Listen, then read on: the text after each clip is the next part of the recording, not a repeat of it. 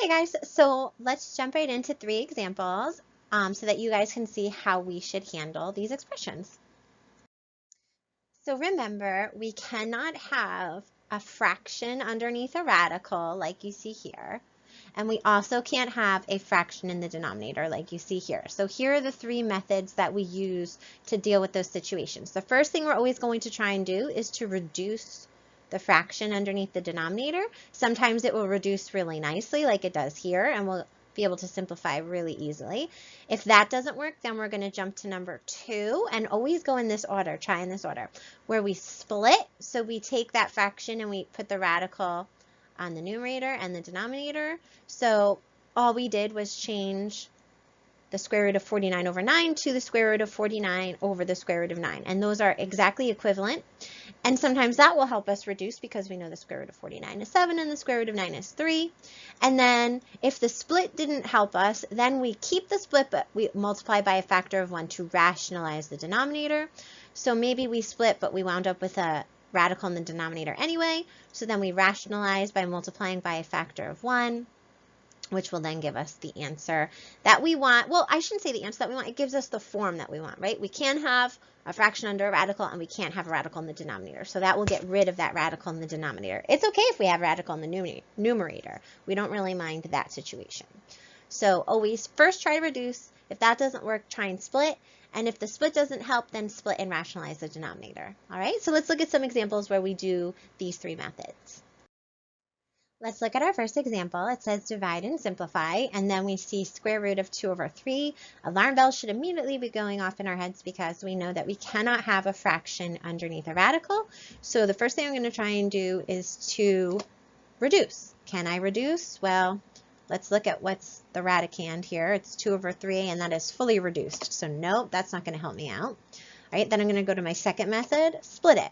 If I split it up, that's not really going to help me, right? Because that's going to give me the square root of 2 over the square root of 3.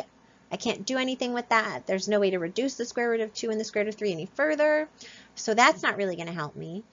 So now I know I need to split and multiply by a factor of 1. So I'm going to keep my split, okay, the square root of 2 over the square root of 3. But now I need to rationalize that denominator. So I ask myself, well, what can I multiply 3 by to give me a perfect square in the denominator? And of course I can multiply it by 3, right? So I'm going to take this split radical division expression that I have here, and I'm going to multiply it by the factor of 1, square root of 3 over square root of 3. All right, there's my factor of 1. And if it helps, just as a rule of thumb, always multiply by whatever's in the denominator over itself. So square root of 3 is in the denominator, so I'm going to multiply by square root of 3 over square root of 3. All right, there's my factor of 1. And remember, that's not going to change the value. It's just going to make it look the way I need it to look. So now I'm going to be multiplying square root of 2 times 3 over the square root of 3 times 3. 2 times 3 is 6, and 3 times 3 is 9. The square root of 6, well, we can't really reduce that any further, but we can reduce square root of 9, and that becomes 3. And now we've solved our problem. We no longer have a radical in the denominator. So it doesn't matter if we have a radical in the numerator. We don't really care about that. We haven't changed the value at all. The square root of 6 over 3 is equivalent to the square root of 2 over 3. All right, so we haven't really changed anything. We just made it look the way we need it to look by math conventions. All right, so let's look at our second example. So here's our second example. It says divide and simplify the square root of 30 divided by 75. And of course, alarm bells start going off in our heads because we see a fraction underneath a radical, and we know math convention says we can't have that. So I'm going to go through those same 3 methods in the same exact order. The first thing I'm going to try and do is reduce. Can I reduce this? So let's look at the radicand. It's 30 divided by 75. Well, both of those numbers are divisible by 5. So if we divide 30 by 5, we get 6, and if we divide 75 by 5, we get 15. All right, well, that didn't really help us much because we just have a reduced fraction underneath the radical. We still have the same problem, a fraction underneath the radical, so no, that didn't really help us. So now let's try and split. So if we split this, right, the square root of 30 divided by 49, well, we can change that to the square root of 30 divided by the square root of 49. Does that help us? Well, the square root of 30 we can't really do much with yet, but the square root of 49 we know is 7. And then when we take a closer look at that numerator, we can reduce that, and you guys hopefully know how to do that at this point, right? And when we do reduce that, we get 2 square roots of 5. So when we split this, it actually helped us a ton because we wound up with this reduced fraction of 2 square roots of 5 over 7.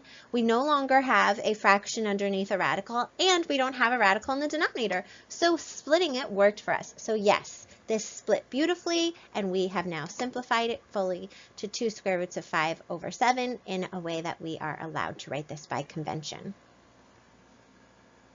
So now let's look at our last example. Here's our final example. It says divide and simplify the square root of 32 over 2. And of course, those alarm bells are going off because we have a fraction underneath the radical, which we cannot have. So we're going to go through that same list in the same order. The first method I should always try is to reduce. So can I reduce? Well, let's give it a try. What's 32 divided by 2, you guys? And remember, when I say reduce, I mean look at the radicand and ask yourself if you can reduce that. 32 divided by 2 is 16. The square root of 16 is 4. So in this instance, reducing did it for us. In fact, it got us to a beautiful number. So yes, I can reduce, and we're done. The answer is 4. So that one worked out really nicely. So hopefully now you guys feel a bit more comfortable doing these 3 examples on your own. So give them a try. If you need to, write them each on a separate sheet of paper and try them on your own. And if you need to go back to the beginning of this video, pause it, work through each one of these as I work through each one of mine. And if you have any questions, feel free to post in our discussion forum or reach out to me with a message. All right, good luck, guys. Bye.